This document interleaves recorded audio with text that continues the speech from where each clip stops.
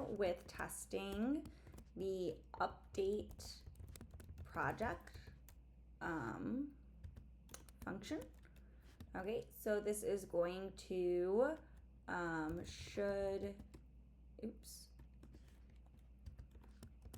all right, let me go ahead and find update feature. Updates the feature name and returns the associated project ID. So we're going to say updates a project name and returns the project with statuses. Is that true?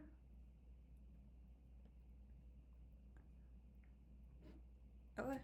Yes, it looks like that's true. Async. And then let's make these tests. All right, so we're going to start with const field equals name. Const value is equal to project 1 edited. Const user ID is equal to, we'll always do 15 here. And then const project ID is equal to 1. Okay, so the first thing that we're getting back is a project to update. So we're going to do const project to update. And we're going to say ID 1. And we're going to say name is going to be project 1. Description is going to be P1 description. So I'm going to say that this is as a project. And then I'm going to say features is going to be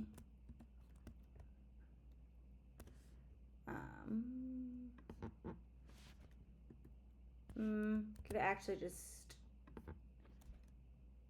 call it there.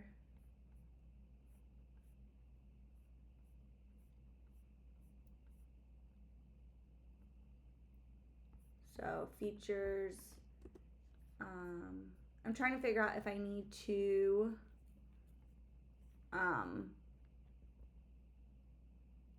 find one. Looks like I don't need to. Well, then I'm going to get the project here. So for project to update, we just need this because we're not getting any relations here. Okay, that's what I was wondering. All right, so if we have the project update, then we will save it. So we'll update, we'll have an updated project. So then we'll do const updated project is going to be this same thing, but instead we're going to have project 1 edited. Okay. Then, so that's going to get saved. So this is what's going to return there. Okay. Then we are going to return await get project by ID and pass in this ID 1. So let's go to get project by ID. We're going to get all of the things in order with the relations. Okay, so then we're going to say const project with relations is going to be, then I'm going to copy. This is still going to be as project. I'm going to copy this, save it, and then I'm going to have features is going to be an empty array with user story. Features is going to be an array.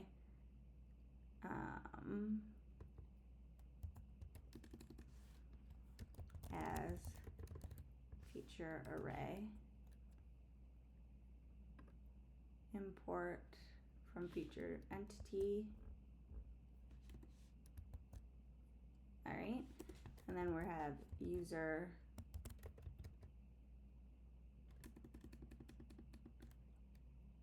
because we need to, if features is empty, then it doesn't have. Okay, I'm actually going to just try it like this and see how it works.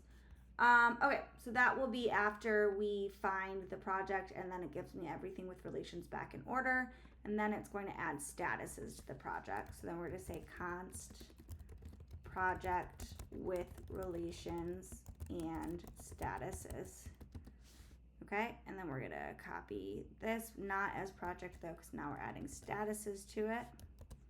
And then let's go look at the adding statuses to see what is specifically added to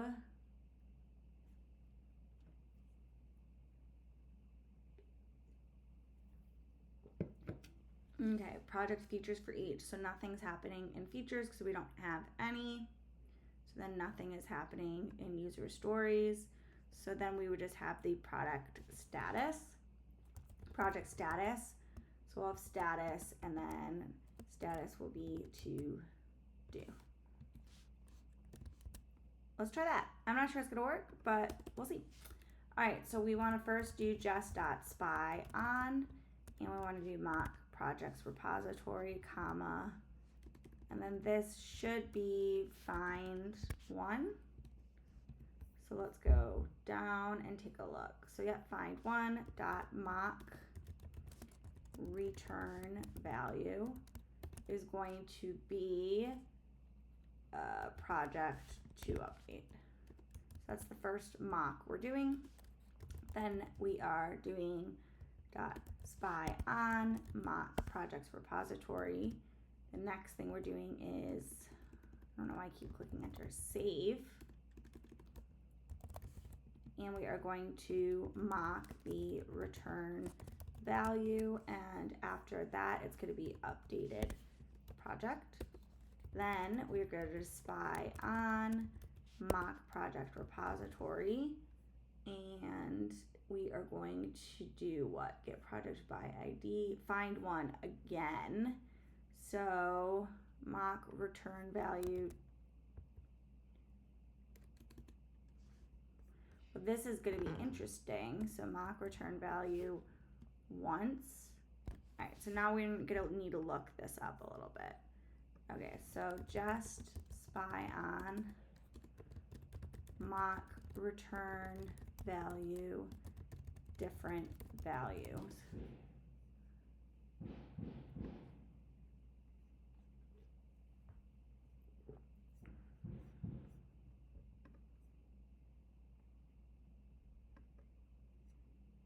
With different values in the same test.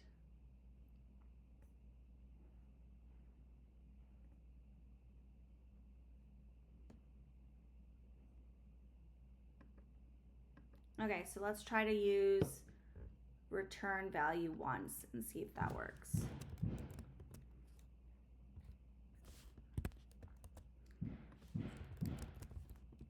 Dot mock return value once, and this time it's going to find project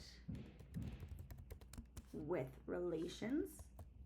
Okay, and then the next one is going to be not just, but now we can actually get the result, which is going to be await service dot update project. We're going to update the project with the fields, then the value, then the user ID, then the project ID. And we expect our result to be, or to equal, project with relations and statuses. All right, who knows if it's gonna work, but let's take a look. And it worked. Whoop, whoop. So we learned something new in this one, that we can use mock return value once to just do it that first time and then use it. And then the next time we use it, it will be different. So yeah, can be chained so that successive calls can return different values. Okay, so let's add our other expect statements here. So we expect mock project repository slash find one to have been called 2 times. Okay, let's try that because we haven't used this one before either. Oops. Let's go back to the terminal. Oops. Oh, well, we're not doing it correctly.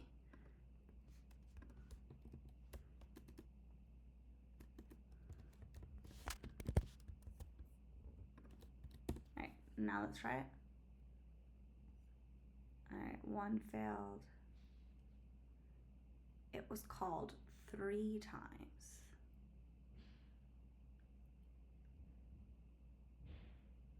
Interesting. Okay, so find one, then we save, then we go to get project by ID. So that would be 2, and then add project statuses. Not really sure why it was called.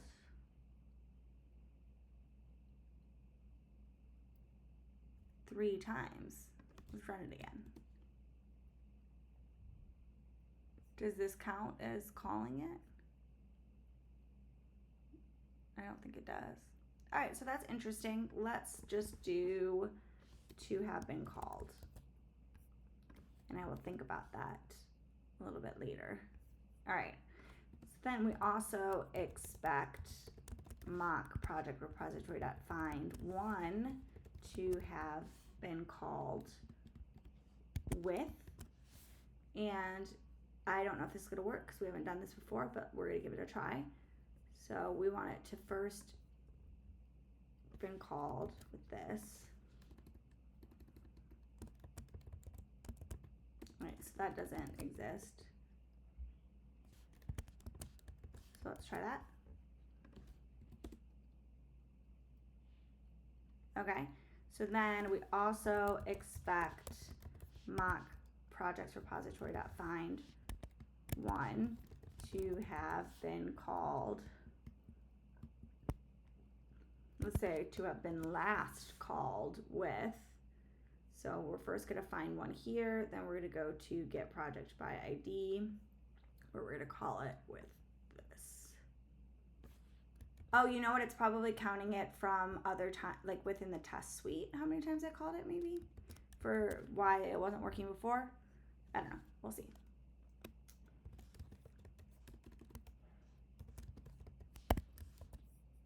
All right, let's give this a try. Whoop, whoop.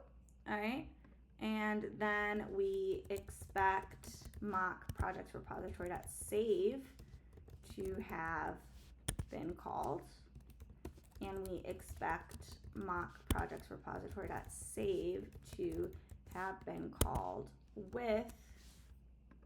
So let's go find save. Just right here, project to update. All right, let's go ahead and rerun. All right, that looks good. So now what we're gonna do is we're going to copy this whole test, and then we're going to use it with updating a description instead. Okay, so the field name is going to be description. The value is going to be P1 description edited. So that's going to be the project to update. Let's take this off and let's put it on here. Let's take this off. Let's put it on here. All right. And let's take this off and let's put it on here. All right. So I think that should be good. Let's give it a call and see. Perfect. All right, so now we're gonna try it again, but this time we're gonna have to delete a bunch because we are gonna follow the other path, and the other path is the path where the project is not found. So we're gonna say throws an error when project is not found. Okay, so that's going to be this part of the puzzle. Okay, so we're going to say, it doesn't matter, we can keep name project one edited. So we won't have any of these projects, and we also won't have a project to update. We won't be spying on anything except that first find one, but we're going to be mocking the return value with undefined. Okay. We aren't going to get a result because it's going to throw an error, so we don't have to have that. And then we can go ahead and take this away. We aren't going to save anything, and we're not going to be calling find one more than once. Okay, so first let's do this and see how we did. We passed. The next thing that we want to do is we want to find where we do that asynchronous call within the expect block here. And now we can, instead of update feature, we're going to update project, which will have a field value, user ID, and project ID, and it will throw a bad request exception. Let's give it a try. And woohoo, we passed. All right, so that was our update project tests. And now we are going to move on to delete project. So let's go ahead and take a look.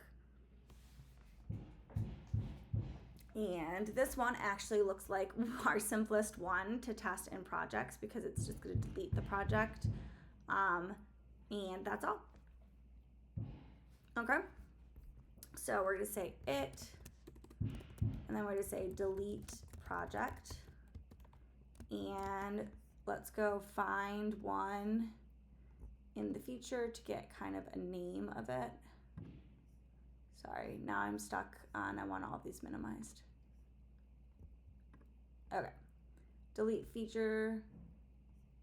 Okay, so we're to say should delete a project and return the deleted project information. All right, then we are going to say async. All right, and now let's mock our inputs and outputs. So const project ID, let's say, is 1. Const user ID is, let's say, 15, which, speaking of, I want to go ahead and change this user ID to 100. Not because it matters, but for readability when I look over my tests in the future. Then we are also going to be using find one, so we're going to be needing to get a project to delete. So it's going to be, let's say, ID 1, name, project 1, description, P1, description. Okay. We're not doing any relations, so it should just look like that. And then we should have deleted project is actually going to be the exact same thing, but for readability, I'm going to copy it and paste it.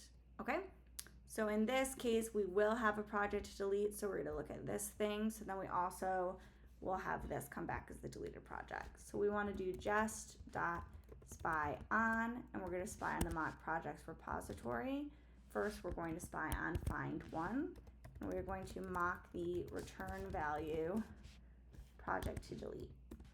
Next, we are going to spy on the mock projects repository, and we are going to be spying on the delete method, and we are going to return the deleted project.